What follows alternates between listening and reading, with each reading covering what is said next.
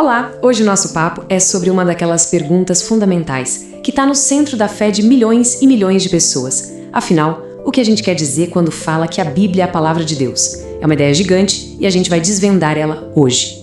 A gente ouve essa frase o tempo todo, né? A Bíblia é a palavra de Deus. Tá, mas o que isso quer dizer na prática? É uma afirmação com um peso enorme, com consequências para tudo na vida. Então vamos investigar juntos o que está por trás dessa ideia. Então, por onde a gente começa a desenrolar esse novelo? Bom, o ponto de partida mais justo é olhar para o próprio livro. O que será que a Bíblia fala sobre ela mesma? Qual é a identidade que ela reivindica para si? Essa frasezinha, assim diz o Senhor, ela carregava um peso absurdo. Tente imaginar no mundo antigo. Isso era o equivalente a um mensageiro do rei chegar e gritar: "O rei decretou". Não era uma sugestão, um conselho. Era a palavra final da autoridade máxima e ponto.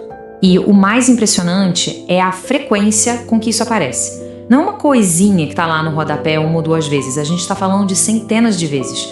É como se o texto ficasse o tempo todo lembrando a quem lê: olha, presta atenção, a fonte do que está aqui não sou eu que estou escrevendo, a fonte é Deus. Esse versículo aqui é talvez a definição mais clara de todas.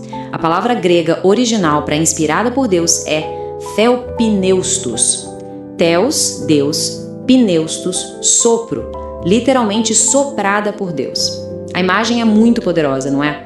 Quer dizer que sim, as mãos que seguravam as canetas eram humanas, mas o fôlego, a vida que deu autoridade àquelas palavras veio direto de Deus.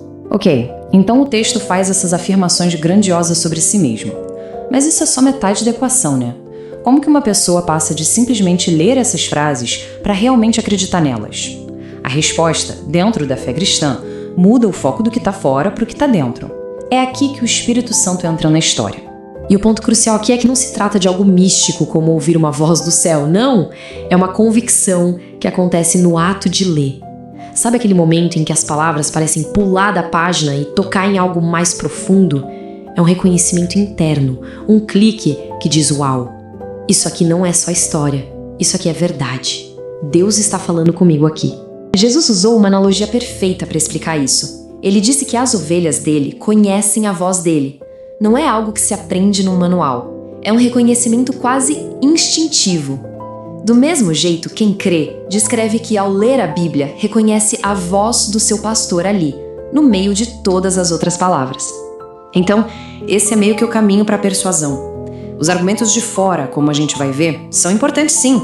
Eles ajudam a tirar as pedras do caminho, as dúvidas. A própria leitura da palavra já revela uma beleza, um poder que é único. Mas o passo final, aquele que vira a chave da dúvida para a certeza, é esse trabalho que o Espírito Santo faz por dentro, confirmando que aquilo é verdade. Bom, tudo isso levanta uma pergunta super justa. Se a palavra é de Deus, por que o Evangelho de Lucas tem um estilo tão diferente das cartas de Paulo? Por que a gente vê a personalidade de cada autor ali tão clara? A chave para entender essa parceria divina e humana está na diferença entre ser inspirado e ser ditado. E essa comparação deixa a diferença bem clara. O ditado direto, palavra por palavra, aconteceu. A gente vê exemplos disso lá em Apocalipse. Mas na maior parte do tempo, o que aconteceu foi um processo de inspiração. Pensa no caso de Lucas. Ele mesmo diz que fez uma acurada investigação, que conversou com testemunhas, organizou os fatos, ele usou suas habilidades de historiador, mas o Espírito Santo estava guiando todo o processo para garantir que o resultado final fosse exatamente a palavra de Deus. Esse versículo de Hebreus é o resumo perfeito. Deus falou de muitas maneiras. Não foi uma linha de produção com um método só.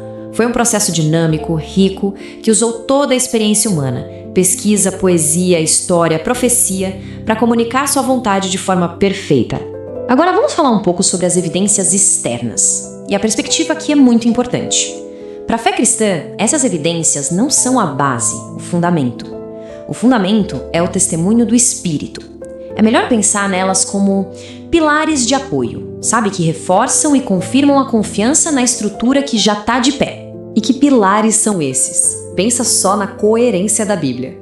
Uns 40 autores, de 3 continentes, ao longo de 1500 anos, contando uma única grande história que se encaixa, ou nas profecias super detalhadas que se cumpriram séculos depois. E talvez o pilar mais visível de todos, o poder de transformar vidas de um jeito radical, algo que continua acontecendo até hoje. A arqueologia, por exemplo, dá exemplos bem concretos. Quando descobriram as tábuas de Ebla, lá na Síria, encontraram registros de uma civilização da época dos patriarcas da Bíblia. E os nomes, os costumes, batiam de uma forma impressionante com o que a gente lê em Gênesis. Isso prova a fé? Não. Mas confirma que as histórias da Bíblia não aconteceram no vácuo. Elas estão plantadas na história real do nosso mundo. Então, o que acontece quando a gente junta tudo isso? A reivindicação do próprio texto, a confirmação interna do Espírito e o apoio das evidências de fora? Tudo isso aponta para uma conclusão muito poderosa. A Bíblia se coloca como a autoridade final para a verdade. E aqui vem a parte mais radical da ideia. Na sua oração, Jesus não diz que a palavra de Deus é verdadeira, como se ela passasse num teste de verdade. Ele diz que a palavra é a verdade. A diferença é sutil, mas é gigantesca. Significa que a Bíblia não é só um mapa correto de um território. Ela é o território. Ela é o padrão pelo qual todo o resto que se diz verdade precisa ser medido. A implicação disso é direta e não dá para fugir. Se essas são de fato as palavras de Deus, então a forma como a gente responde a elas é, no fim das contas, a forma como a gente responde ao próprio Deus. A autoridade final não está no couro da capa ou no papel das páginas, mas na pessoa de Deus que se revela através delas. E isso tudo nos deixa com uma pergunta que vai muito além da teoria. Se a Bíblia é de fato a autoridade final e confiável de Deus, a questão se torna intensamente prática. Como é que essa realidade molda as nossas decisões na segunda-feira? Como ela redefine nossas prioridades, nosso dinheiro, nossos relacionamentos? Essa é a pergunta que transforma tudo.